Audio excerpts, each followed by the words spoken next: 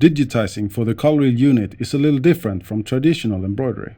In this video, we want to help you by explaining the different techniques you can use to prepare your designs for printing on the Coloreel unit. The biggest piece of advice we have for creating designs for the Coloreel unit is to take the time to plan your embroideries from start to finish.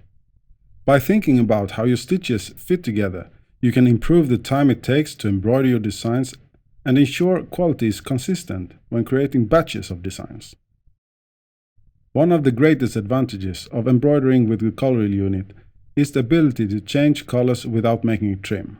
You should arrange your stitches to run in a continuous flow from start to end, and only trim when there's a gap between segments that are too big to connect. Whenever possible, use transport stitches to link segments instead of making a trim. But what are the benefits of reducing trims in your designs?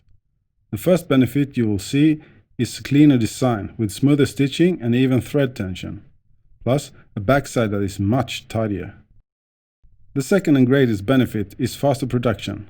When a trim is done, the machine slows down to a stop and you lose production time. By reducing trims to a minimum, the machine remains at full speed during the embroidery process, saving you time on each embroidery made. When planning the stitch order of your designs, think about which colors are the same or similar and place them in sequence. In this design for Dream Logistics, we arranged the stitching to make a gradual color change between the different shades of green in the logo.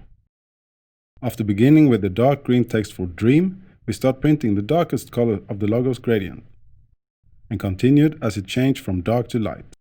Then we switch over to embroider the text Logistics, before finishing the final part of the gradient. If two sections of similar colors are not next to each other, rather than making a trim, think about using transport stitches to link them together. In this example of the famous Big Ben clock in London, you can see how we use transport stitches to link the blue areas of the roof. You can see the machine speed doesn't slow down or stop as the transport stitches wrap around the tower. The Coloreel unit's color change precision with the latest software is within a few centimeters of thread. However, at the start of an embroidery, color change is the most uncertain. This is because of the long distance between where the thread is dyed and where the stitches are sewn onto the fabric.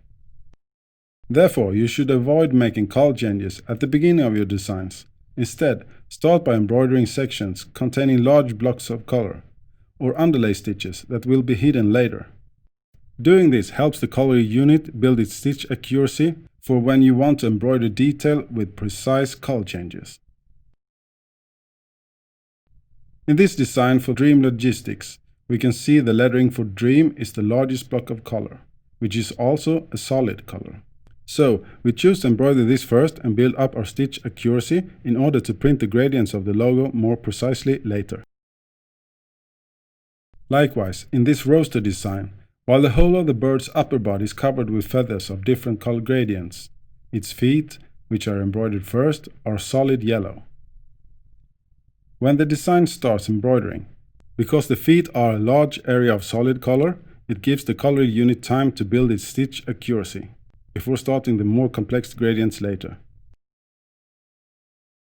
If you have a design where there are no large visible areas of solid color, you can build stitch accuracy by first laying down a section of underlay stitches, which are hidden later. In this design for PV20, you can see how we create an area of underlay around the border and beneath the first section where the first gradient will be embroidered, which also makes the design more stable. Whenever you need to make a sharp color change, rather than making a trim, you should hide the color change with underlay stitches. In this example, you can see before embroidering each puzzle piece, we lay down a section of underlay stitches to hide the color change. When the visible stitches are sewn on top, it gives the appearance of an instant color change.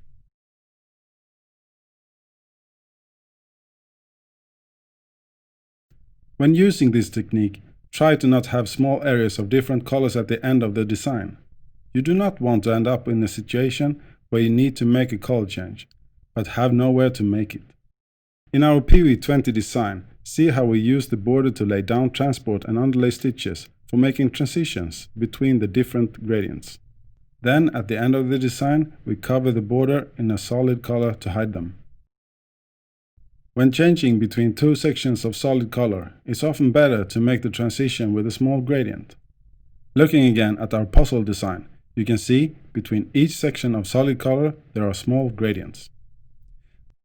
The gradients are placed during the color change in the underlay stitches.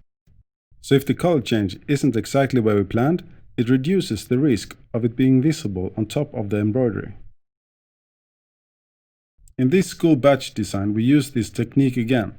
At the transition from the green section of leaves to yellow banner, even though the color change is hidden using underlay stitches, we use a gradient to change between the two colors.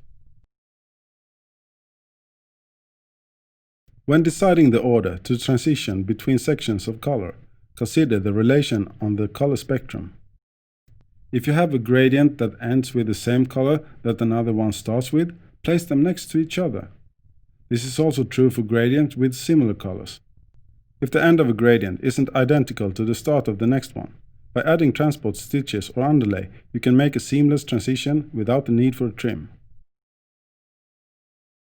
If you look at our design PV20, there are many gradients of different colors. But if you look closely at how the sections are arranged, you will see that gradients with similar start and end colors are placed next to each other and linked with transport stitches. We hope you have enjoyed our video and hope you will find the many tips and tricks we have showed useful.